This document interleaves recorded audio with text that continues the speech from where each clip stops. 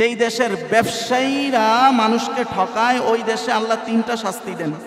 1, দুর্ভিক্ষ দ্বারা তাদেরকে আক্রান্ত করেন। 2, তাদের মুদ্রাস্ফীতি হবে, তাদের অর্থনৈতিক ক্রাইসিস হবে। 3, তাদেরকে আল্লাহ জালেম শাসকের দ্বারা আস্বাদন করাবেন। জালেম শাসকের স্বাদ আল্লাহ তাআলা আস্বাদন করাবেন।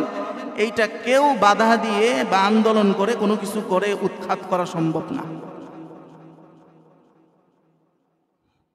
তাহলে আপনি এখন একটা জিনিস মিলায়া দেখেন, পৃথিবীতে যেই সব দেশের মানুষ অশ্লীল বটে তবে তারা চোর না। একটা দেশে চোর থাকা আর দেশের মানুষ চোর হওয়া দুইটা ভিন্ন জিনিস। সব দেশে চোর আছে কিন্তু সব দেশের মানুষ চোর না।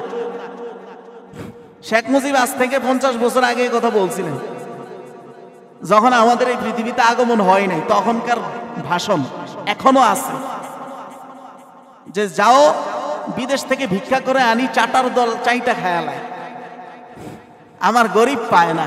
এই কথা আজকের না, এই কথা বিগত 50 বছর আগের বাংলাদেশের কথা। আজকের অবস্থা কি তাহলে? যেই দেশের মানুষগুলো চোর না, যেমন পশ্চিমা কালচার, এরা অশ্লীল কিন্তু এরা অ্যাভেলেবেল, এদের মধ্যে চুরির স্বভাব নাই। এদের বাজারে খাদ্যে আপনি ভেজাল পাবেন না, ব্যবসায়ীরা ঠকায় না। দেখেন, আপনি নজর করলে দেখবেন এদের শাসকরা এদের উপর কোনো ধরনের জুলুম করে না, খুব কম, যেটা বাংলাদেশের সাথে তো আপনি তুলনাই করতে পারবেন না।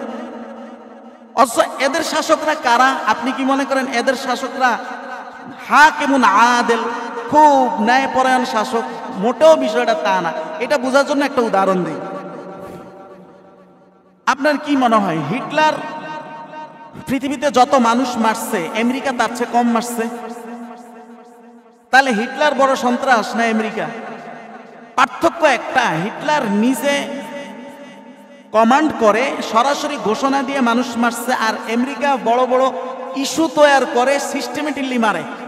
এই জন্য হিটলার সন্ত্রাস আর আমেরিকা কি? আমেরিকা মানবতার ফেরিওয়ালা, শুধু তাদের পলিসির কারণে। তাহলে পৃথিবীতে সবচেয়ে বড় হত্যাযজ্ঞ চালাইছে এই 100 বছরের মধ্যে পশ্চিমারা। অথচ পশ্চিমারা কেউ কাছে সন্ত্রাস হিসাবে স্বীকৃত না, কিন্তু বাস্তবে তারা পৃথিবীর এই 100 বছরের সবচেয়ে বড় সন্ত্রাস তারা। তো এত বড় সন্ত্রাসরা যেই রাষ্ট্র পরিচালনা করবে, সেই রাষ্ট্র তো অনেক জুলুমের রাষ্ট্র হওয়ার কথা, কিন্তু হয় না। এটা যেন এক সন্ত্রাস বাবার কাছে তার ছেলের নিরাপত্তা পাওয়ার মতো। বাবা সন্ত্রাস, কিন্তু তার কাছেও তার নিজের সন্তানের নিরাপত্তা আছে না নাই? আছে। এরা সন্ত্রাসী করে সারা বিশ্বে, কিন্তু এদের নিজের জনগণের 100% নিরাপত্তা নিশ্চিত করে। কারণ কি? এদের জনগণের কারণেই এটা হয়। আল্লাহ রসুল বলেছেন, যেই জনগণের মধ্যে চুরি অভ্যাস থাকবে না ওই জনগণকে আল্লাহ এই শাস্তি দিবেন না। এই জন্য এই শাস্তি একটা মুসলিম কান্ট্রিও পায় তার চুরির অভ্যাসের লেগা, আর ইহুদি খ্রিস্টান এই শাস্তি থেকে মুক্তি পায় তার চুরির অভ্যাস না থাকার কারণে। দ্বিতীয় আরেকটা হাদিসের অংশ বিশেষ বলছিলাম, যেই দেশে অশ্লীলতা বেশি হবে সেই দেশের মানুষকে আল্লাহ মহামারী দিয়ে মারাত্মকভাবে আক্রান্ত করবে। এই জায়গায় দেখেন, অশ্লীলতার ক্ষেত্রে পশ্চিমারা আমাদের মডেল, আমরা তো পশ্চিমাদের অশ্লীলতাকে ধার করে চলি। যখন করোনা হয়েছে তখন বাংলাদেশ থেকে বহু গুণে পশ্চিমাদের রাষ্ট্রগুলোতে করোনায় মানুষ ক্ষতিগ্রস্ত হয়েছে, অথচ তাদের মেডিকেল অনেক উন্নত, আমাদের সাথে তুলনাই হয় না। সেই অনুযায়ী আমাদের দেশের মানুষ এখনো এতটা অশ্লীল না, যার ফলশ্রুতিতে এই দেশের মানুষ ততটা করোনায় ক্ষতিগ্রস্ত হয় নাই যতটা ইউরোপ আমেরিকার মানুষ ক্ষতিগ্রস্ত হয়েছে। ওই যে রসুল বলেছেন, যেই দেশের মানুষ যত বেশি অশ্লীল হবে তাদেরকে আল্লাহ ভাইরাস দিয়ে তত বেশি অ্যাটাক করবেন, তত মারাত্মকভাবে করবেন। মিল পাইছেন?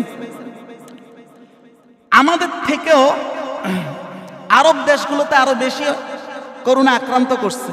এটার একটা গোপন তথ্য আছে। তথ্যটা কি? তথ্য হলো আরবরা বাস্তবে জুব্বার টুপি পড়লেও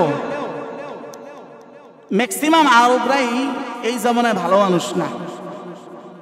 আপনি দেখবেন পৃথিবীর যতগুলো আরব দেশ আছে এগুলোর অধিকাংশতে দেশের সমাজে তাদের অশ্লীলতা তেমন করতে পারে না ঠিক, কিন্তু ওই মানুষগুলোর বেশি অর্থনৈতিক ডেভেলপ হওয়ার কারণে এরা কিন্তু প্রত্যেকেই অশ্লীলতার সাথে জড়িত, যদিও না সেটা দেশের বাহিরে গিয়ে করে। এই জন্য পৃথিবীর সবচেয়ে বড় বড় পতিতাবৃত্তি যারা করে এদের সবচেয়ে রাগও কাস্টমার হচ্ছে আরবরা। আরব শেখরা হচ্ছে পৃথিবীর বড় বড় পতিতাদের সবচেয়ে বড় কাস্টমার আরবরা। দেখবেন আরব দেশগুলো তো করোনা এত মারাত্মকভাবে অ্যাটাক করছে যেতটুক বাংলাদেশে করে নেই।